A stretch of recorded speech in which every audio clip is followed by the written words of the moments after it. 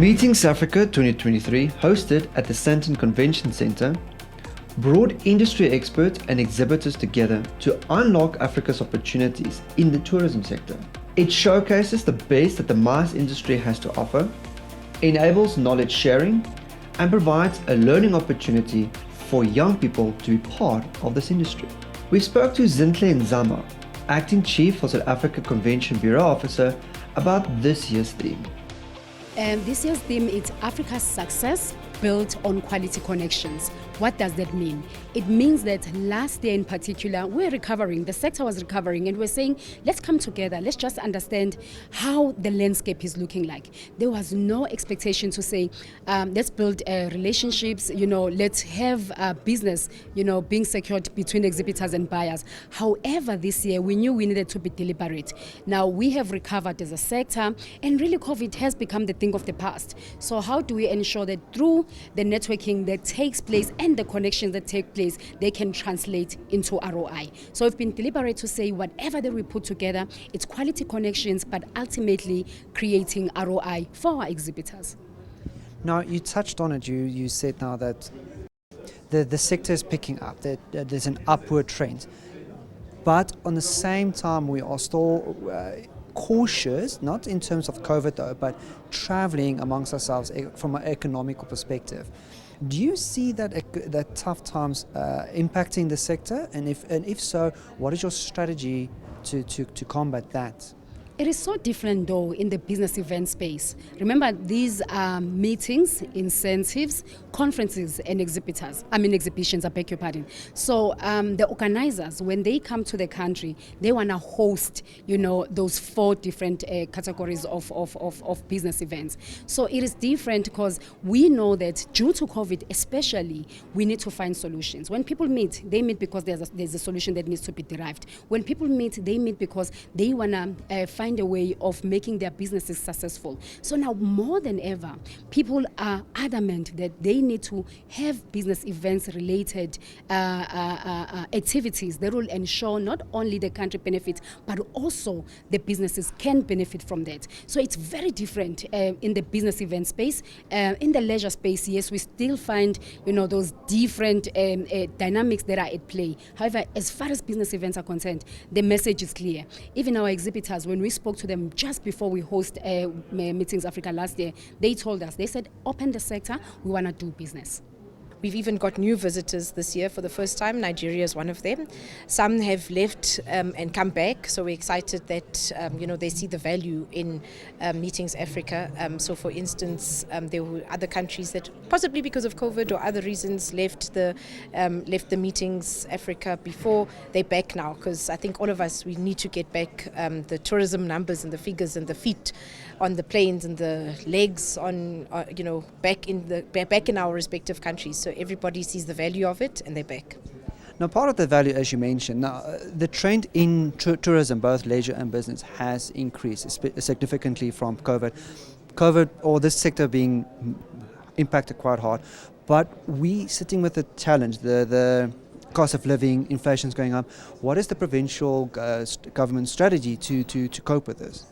So for us, I think, of course, our main priority is always to cushion the poor and the vulnerable.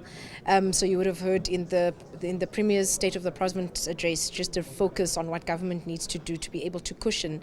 But of course, to be able to cushion the poor and the vulnerable communities, you need extra money. For us, our extra money comes from industries such as tourism. So while we drive tourism numbers, that increases our revenue, that increases our tax base, and for us, it's a key driver of increasing that economy.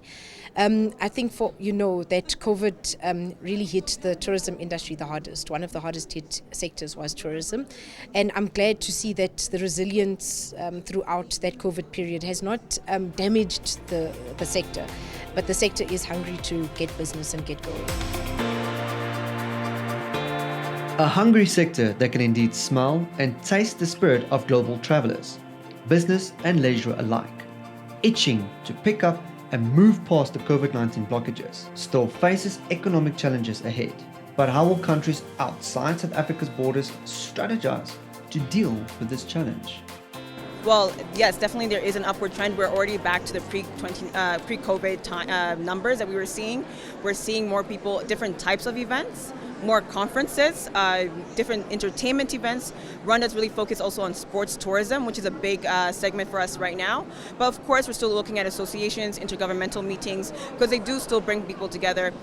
More niche kind of events whereby it's more around science, public health, really events that align with our strategic priorities, such as GSMA, which is a big one in Barcelona, is now having their Africa edition in Rwanda. That's ICT. We have FIFA Congress that's happening in March. Women Deliver, which is a big one for the women's empowerment advancements in July. And of course, the World Travel and Tourism Council, which is November. So really, we're looking at really specific major events that attract key individuals and stakeholders to really exchange in Rwanda. Now globally, from an economic perspective, things are getting quite tight now. I mean, USA is talking about recessions. Many IT sectors have cut jobs. Do you foresee that impacting the tourism sector in Rwanda? For now, we do not. We still think that people are still interested in meeting face-to-face, exchanging face-to-face. Of course, every event has a hybrid option, and a lot of conferences are offering that. But for example, a sports event, Ironman, for example, that takes place in August, people have to compete in person. The Basketball Africa League that takes place, the finals that take place in Rwanda in May, people have to compete in person. So, and people want to support their teams in person. So we really do not think that that's going to be a hindrance for now. Of course, something like COVID-19, which stopped travel completely, could affect, but we don't see that happening anytime soon.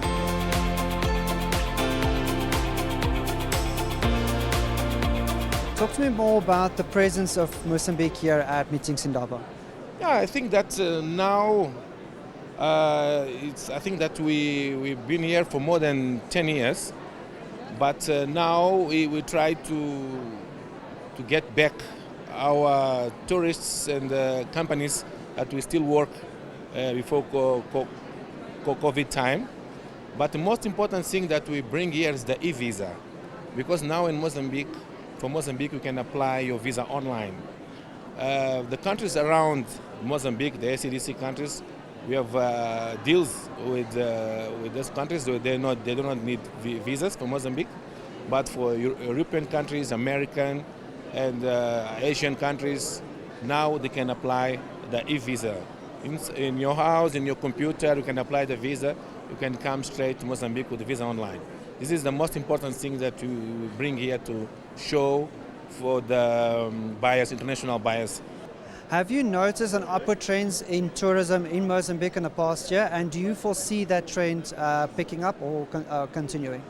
Now, the Mozambique now, the government put tourism as a private sector, as a priority sector now, and they start to do all the what can I say, programs and political programs to grow up rooms, to grow up. We have some issues with the police and other things, but now we still do training people for them to receive better our tourists, and for all of the people who visit us, they can enjoy the country and they can recommend to other people to come and visit Mozambique. An upward trend in international traveling shows positive signs of growth, which is good news for the SMEs in the value chain as they were hit hard during the travel bans. We spoke to Nhlanhla Khumalo, General Manager for Tourism Development at KwaZulu-Natal Tourism Authority, on what the government is doing to divert much needed funding to these SMEs. Oh, that's fine. In fact, of course, we did experience a variety of disasters as the province of KwaZulu-Natal. I can mention your COVID-19 pandemic. There has been also recently the incidences of floods. But I must mention also again that the tourism infrastructure, when it comes to the floods, had not suffered a major impact, the infrastructure per se. We still have got our major roads intact. We still have got our tourism establishments intact. including the variety of tourism attractions in the province. So effectively, we never suffered as a tourism sector to a greater extent when it comes to the floods. The major impact that we are struggling with and from which we need to recover, it was the COVID-19 pandemic.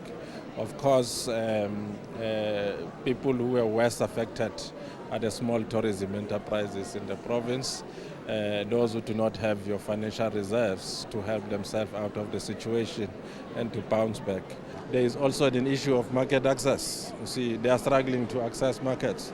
Like we are here today, some of them are in here, they are showing their offerings, more especially those that are dealing with the events, conferences, and the conventions. So they are here also to showcase their offerings in terms of what is it that they offer into the MICE industry, so that they can also have that market access opportunity. What we have seen, massive trends, is regional business, especially across the Middle East, very much around the GCC.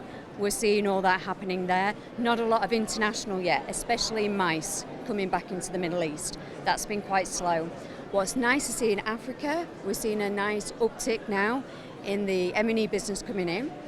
Trend-wise, South Africa, we're seeing smaller events, but where they want some sort of experience to go with it as well, and also sustainability. So as part of Radisson, one of our pillars is sustainability, responsible business. So we're making all our meetings carbon neutral for the client as well. So they can fill in, we know exactly how much carbon's been used, and then we offset that on behalf of them.